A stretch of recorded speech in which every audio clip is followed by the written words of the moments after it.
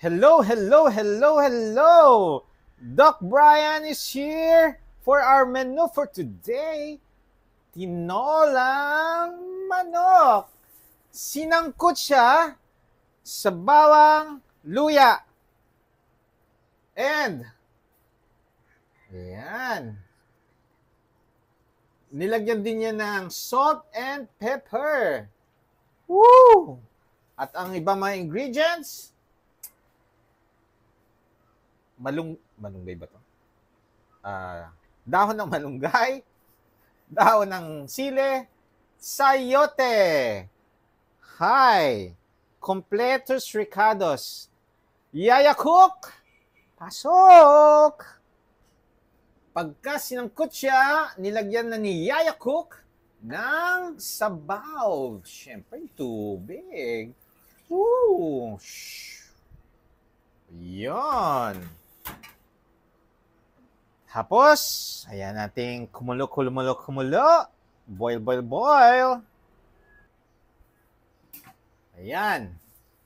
Tinakpan po natin. Hayaan nating kumulo ang ating tinola.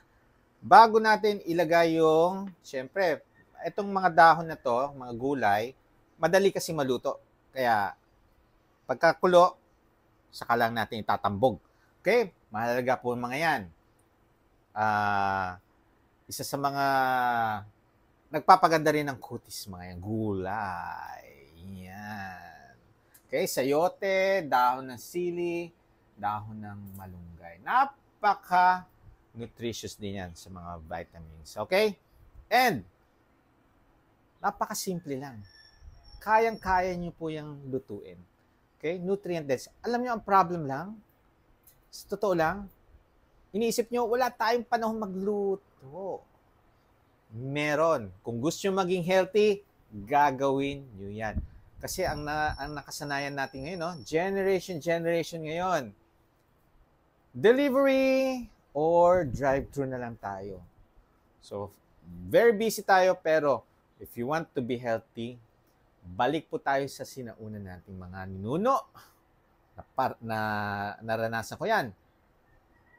Hinahalo ang mga niluluto. Kayo mismo ang cook. No? Salt and pepper lang ang kailangan. Walang mga magic syrup.